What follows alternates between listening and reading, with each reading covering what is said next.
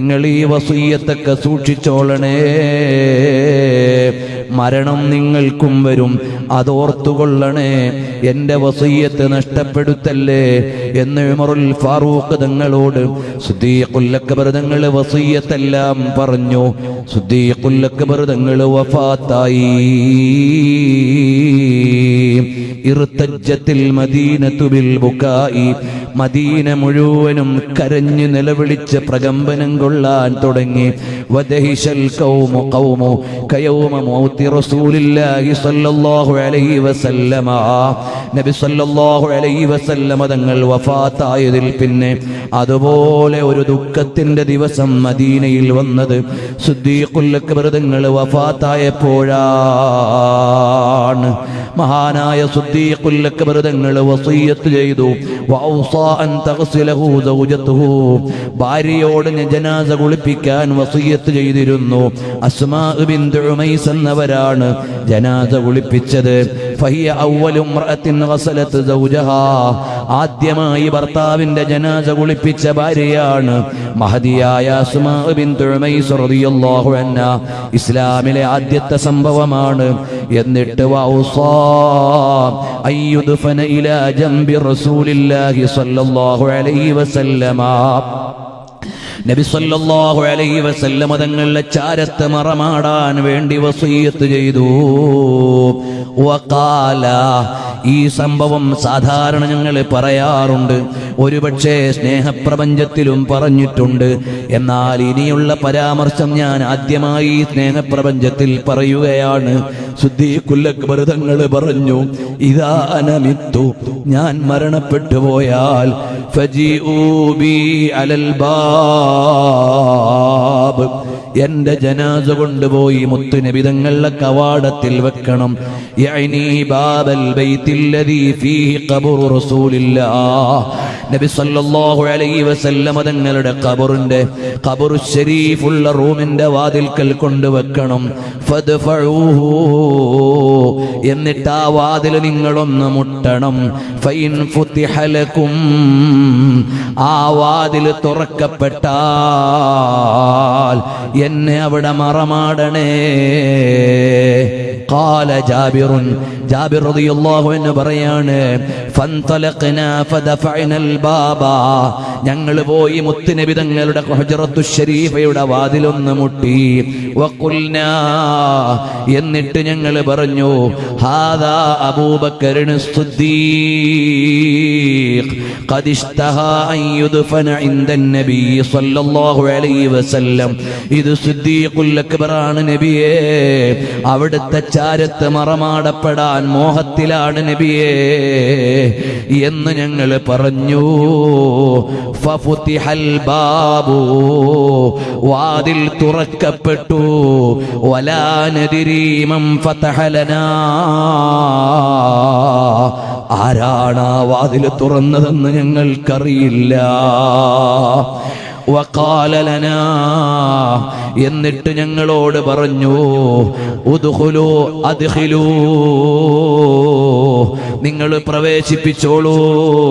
കറാമത്തൻ, ആദരപൂർവം കൊണ്ടുവന്ന് ഖബറടക്കിക്കോളൂ.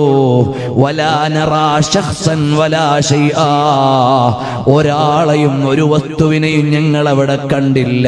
നബി സല്ലല്ലാഹു അലൈഹി വസല്ലമ തങ്ങളുടെ ഹുജ്റത്തു ശരീഫയുടെ വാതിൽക്കൽ കൊണ്ടുവന്ന് സിദ്ദീഖുൽ അക്ബർ തങ്ങളുടെ തിരുശരീരം വെച്ച് വാതിലൊന്ന് മുട്ടിയപ്പോൾ അവിടെ ഒരാളെയും കാണാനില്ല.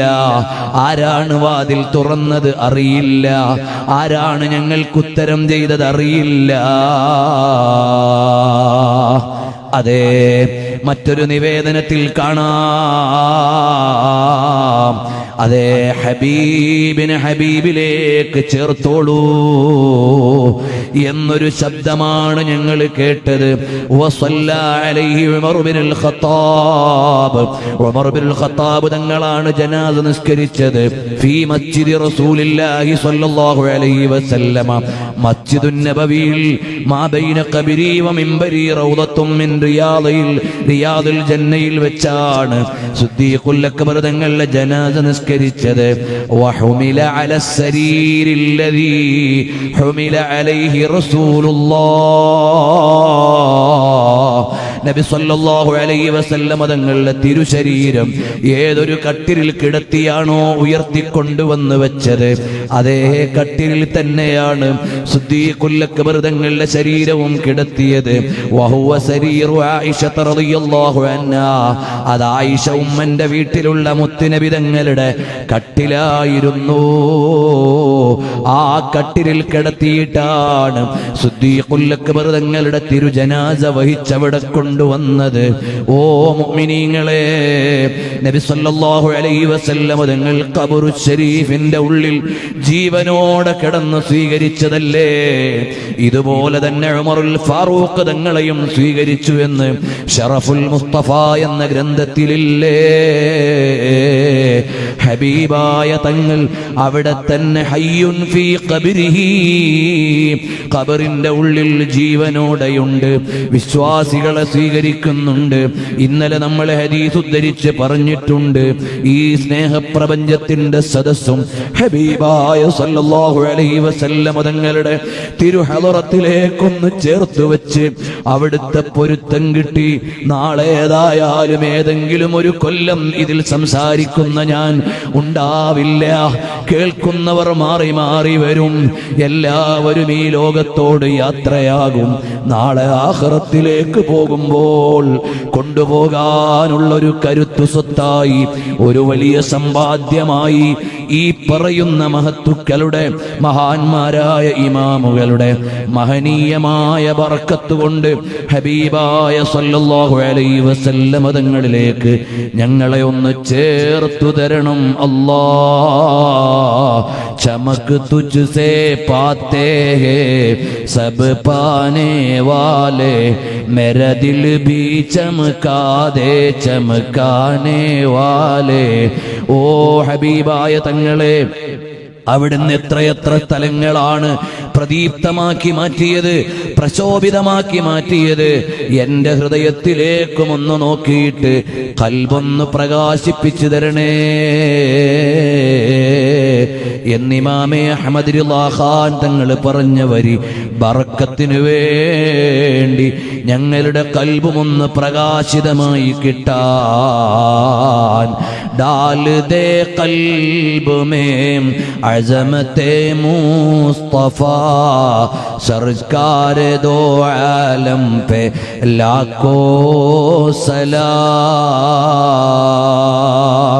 ഹബീബായ തങ്ങളോടുള്ള അളമത്തൊന്ന് കൽബിൽ ചേർത്ത് തന്ന്, മഹബത്തൊന്ന് വർദ്ധിപ്പിച്ചു തന്ന്, അവസാനം ഈ ലോകത്തിൽ നിന്ന് മരിക്കുമ്പോ ഒരു കടബാധ്യതയുമില്ലാതെ, ഒരാളോടുമുള്ള ബാധ്യതകൾ ബാക്കി വെക്കാതെ, നിന്റെ ലിഖാഇന് പറ്റുന്ന നിലക്ക് മുത്തുനബി തങ്ങളുടെ ചിരിക്കുന്ന മുഖമൊന്ന് കണ്ട് ഇവിടെ നിന്ന് യാത്രയാകാനുള്ള മോഹമുണ്ട്. കുറെ കാലം ഇവിടെ ജീവിച്ചിട്ട് വലിയ കാര്യമുണ്ടോന്നറിയില്ല. മൻ ത്വാല ഉംറുഹു വകസുറ അമലുഹു, സ്വാലിഹായ അമൽ ചെയ്യുന്ന മുത്തഖീങ്ങൾക്ക് അത് വലിയ ഖൈറാണ്. ഞങ്ങൾക്ക് ജീവിക്കുന്ന കാലം സ്വാലിഹായ അമലുകൾക്ക് തൗഫീഖ് നൽകി, ഒരുപാട് നല്ല കാര്യങ്ങൾ ചെയ്യാനുള്ള സൗഭാഗ്യം നൽകി. ഞങ്ങൾ ഈ ത്വയ്ബ സെന്ററിൽ നിന്ന് മുത്തുനബി തങ്ങളെ ഇൽഹാർ ചെയ്യാൻ പ്ലാനിട്ട പല പദ്ധതികളുമുണ്ട്. ഞങ്ങൾക്കതിന് ഹേതുകമാക്കി, നിമിത്തമാക്കി തന്ന് മരിക്കുന്ന സമയത്ത് ഒന്നും ഒരു പിടിവള്ളിയുമില്ലാതെ എല്ലാവരും കൈവലയുന്ന നേരത്ത് ഞങ്ങൾക്കൊരു പിടിവള്ളിയായി ഹബീബായ തങ്ങളെ തരണം അല്ലാഹ്. അവിടുത്തോടുള്ള ഇഷ്ക് ഞങ്ങളിൽ ചേർത്ത് ലയിപ്പിച്ചു തരണം അല്ലാഹ്. എല്ലാവരും എഴുന്നേറ്റുന്നൊരു 3 സ്വലാത്ത് ചൊല്ലാം, നമുക്ക് ദുആ ചെയ്യാം. اللهم صل على محمد يا ربي صل عليه وسلم. اللهم صل على محمد وسلم.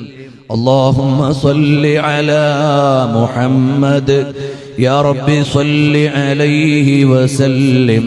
اللهم صل على محمد يا ربي صل عليه وسلم اللهم صل على محمد يا ربي صل عليه وسلم